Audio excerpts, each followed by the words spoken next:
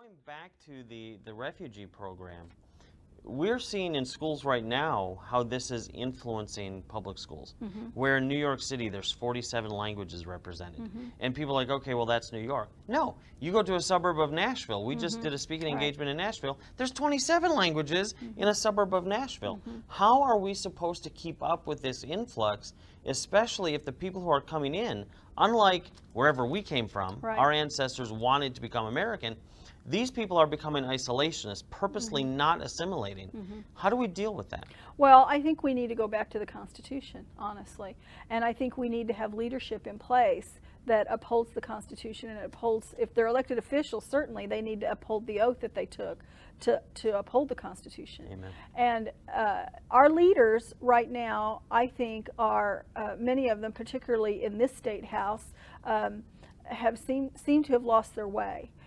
They seem to have failed to realize that their aim and objective is to fight for liberty and less government, more freedom, more liberty.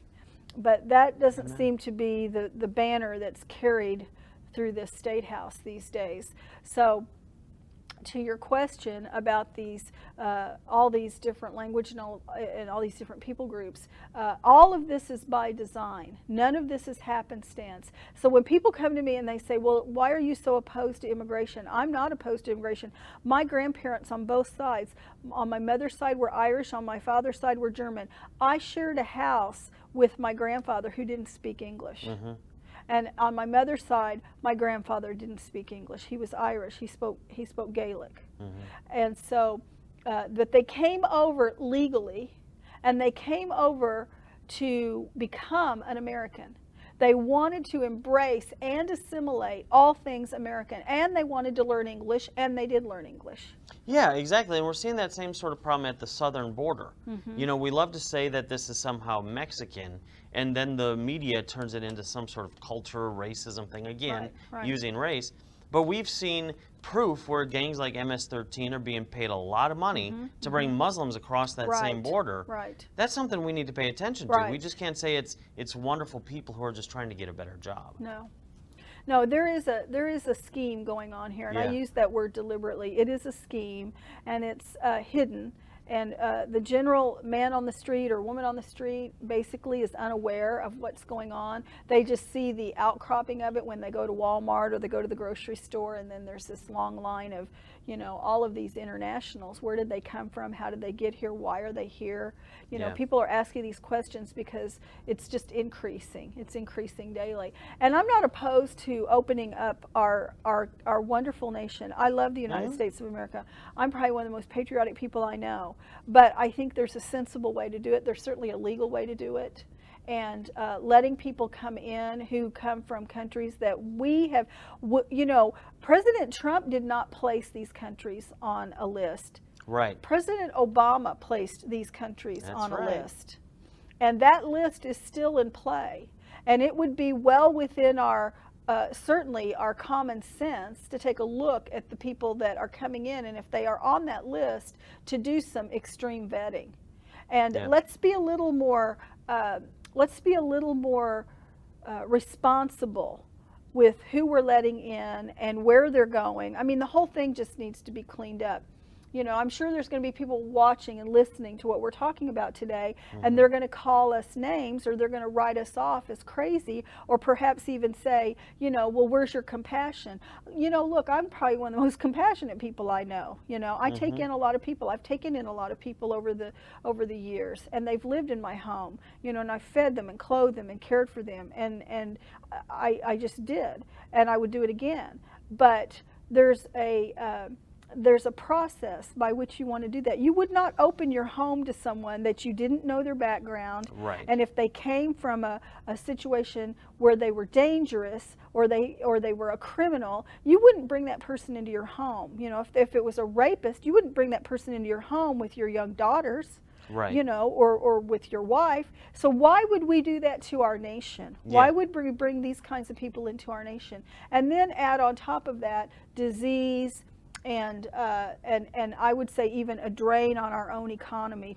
You know, when we've got vets in Springfield, Missouri that are homeless, living on the streets, and yet we can give all this money to these not FUNU. American, Yeah, exactly. to FUNU. Excellent. Man, FUNU's making a lot of money. FUNU's making a lot of money. But here's the thing, you bring up an interesting point about people are going to call us names, and I'm used to it, and you're about to get used to it. I'm used to it. But the reality is that the number one victim of radical Islam is Islam. They're killing more Muslims than they're killing anybody. So real Muslims recognize the threat here. And for us Americans to think, okay, well, look at what happened in Europe. Europe is dying. Yes. Look what happened in Asia. Asia is dying. Yes. Look what happened in Africa. Africa's dying. Right. For us to think we are the only country that this is not going to affect, Right. that somehow we're going to be the one place that's immune to this is ridiculous, isn't it? It is. It is. You know, I kind of think that because I was involved in the 1985 hijacking of TWA hijacking. What do you mean involved? Well, I worked for Captain John Testrake, who was the pilot of the plane that was hijacked in 1985. Whoa. And through that experience, I learned many, many things. And one of the things that I learned was sometimes they, when these refugees, and of course back then they were called immigrants. So when the immigrants were coming into let's say the Kansas City area, because I had an experience in the Kansas City area on one occasion. So these immigrants were brought in, and they were placed in public housing. This was back in the 80s, and it just happened one day that we were over there doing some ministry work through my church. And one of the people that was with me spoke fluent Arabic. He fluent Farsi. And so as we were walking through the public housing area over there, he overheard some men sitting on the hood of a car talking. And it wasn't until we got well past these men that he told me what they said. And what they were talking about was sleeper cells. And this was when? This was in the 80s. Wow. So if that was going on back in the 80s, what's going on today? Well, and Hezbollah just announced that they have a complete network of sleeper cells here in the U.S. ready for the trigger, and that's beyond the independent ISIS groups and all that sort of stuff. Right. Something you just mentioned, though, what we call these people, how we identify them. They used to be called immigrants. Right. Now they're called refugees. Correct. And a lot of people don't understand that there's a legal distinction. A refugee under UN charter, if they're considered a refugee by the UN, that allows UN peacekeepers to be present wherever UN refugees are. That's absolutely correct. Can you kind of talk into that a little bit? And the risk that some conspiracy theorists thought we were in, and now we actually find that maybe they weren't so crazy after all? Well, I would say this to that. St. Louis, interestingly, the city of St. Louis and the county of St. Louis is the only county in Missouri that doesn't have a sheriff. Are you aware of that? Well, now there's two. It's St. Charles County and St. Louis County. Right. That's where I'm at. Right. St. Charles County just voted in April of 2014 to no longer have a sheriff. Yeah. Okay. And we know that Francis Slay, the mayor of St. Louis, is wanting desperately for St. Louis to be identified as a smart city, a strong city, a sanctuary city, all of the above. He wants these designations on St. Louis. Well, those are UN identifiers. Those fall under Agenda 2030. Those fall underneath the Sustainable Development Goals. Wow. And so in the United States, we have what are called sheriffs, and sheriffs actually have the highest authority of any county.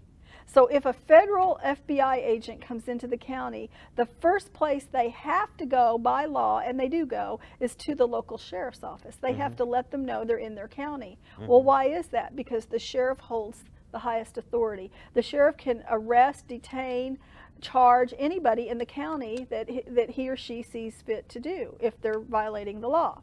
Well, if you don't have a sheriff, and let's use St. Louis as our example because they don't have a sheriff, and St. Louis proper and St. Louis County and now St. Charles no longer have a sheriff, and you've got refugees living, which we now know in 2017, 1,200 refugees have been sent to St. Louis City and County. In 2017? And we're only in March? Yeah. Okay. So you've got 1,200 refugees, and that's just so far this year. That's not counting last year or 2015 or 2014. That's just right now. So you've got 1,200 that we know of for this year so far, and you don't have a sheriff. So who is going to police them, or anybody else for that matter, should anything break out?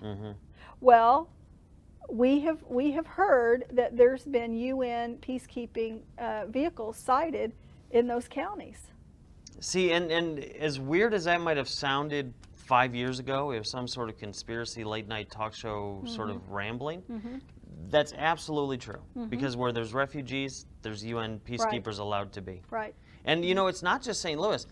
Joe Biden's son in Delaware worked very hard to eliminate counties with sheriffs. And it's part of that systemic problem where they know what they're after. Right. If we can eliminate the sheriff, Right. we can eliminate the checks and balances. That's right. That's right. And we all saw what they did to Sheriff Joe Arpaio down there in Arizona. You know, that man had an illustrious career, and he's no longer the sheriff. Right. Right. So they know what they're doing. Oh, yeah, and they a lot do. of big money went into that local sheriff's race. Right. Well, what about this, though? What about this idea that in these sanctuary cities, you have people who are saying to the federal government, we're going to reject your law, your ordinance, your rules. Part of us says, well, that's good, right? Because we're supposed to have state sovereignty, so I'm kind of for that. But the other part of us says, you're only doing it to endanger us. Well, I would say to that, I would want to know under the auspices of what are they making that declaration? Because if it's a sanctuary city, they're going to bring in UN protocols and they're going to make those known. There will be no question that they are now suspending, you know, national sovereignty, state sovereignty, and the Constitution, because people will, when they start pushing their agenda, you know, people are going to push back, and that's when they'll make it known that this is what they're really all about. You know, that you have agreed to this, and so, you know, they have such a way of saying this was all your idea. Remember, this is what you wanted, right? Yeah, right. Is there anything else you would like to bring up to the American people? You know, I would say, Josh, in final words, I would say, fight for everything that's within you to maintain your freedom and your liberty. Be vigilant, stay awake, be alert, come to attention. There are very aggressive, assertive, nefarious agents all around us. And when you see something that looks a little out of kilter in your town or in your city or in your county, check it out. Go find out. You know, I've become so bold these days where I just go to the zoning office and just ask for documents, or I attend county commission meetings and I observe and I record, and it makes them nervous, you know. But I'll tell you, we're in a time right now that our freedoms are on the line. Our lives are being, you know, they want to inventory, monitor, and control all human activity. That is their stated objective. Well, I don't want to be inventoried, monitored, or controlled. And I don't think many people do. And so when we start to see things coming along that look a little out of kilter, a little off, it's well within our purview. It's within our rights as a U.S. citizen. And more than that, it's our responsibility.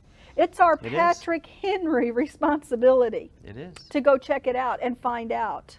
And this is why we have to be really careful of playing party politics too. Yes. Because right now we have two parties that are both interested in making government bigger and expanding the police state. Right, Just one wants to make the left side of the building bigger, the other wants to make the right side of the building bigger. So we as patriots, as individuals, have to take that responsibility back. That's right. Thank you so much for being brave enough to bring this to the American people and talking to us. Thank you, Josh, and I'm glad to be here, and I appreciate your invitation. So there you have it. Told you it was going to make you mad. Now it's up to you to do something about it. Contact your representatives, your governors, just everybody on your name list. Contact them all. Let them know what's really happening with the UN Refugee Resettlement Program. The fact that these people are getting passports, social security numbers, that are coming in the middle of the night and getting ran to locations that are undisclosed. All of this is unacceptable. It's happening now. It's the middle of March, so it's not something that happened under an old presidential administration. It's happening under this one. And be careful, even if your state bans the Refugee Resettlement Program, they can come in under Wilson Fish, so you have to be abreast and aware of that situation as well. And share this video everywhere.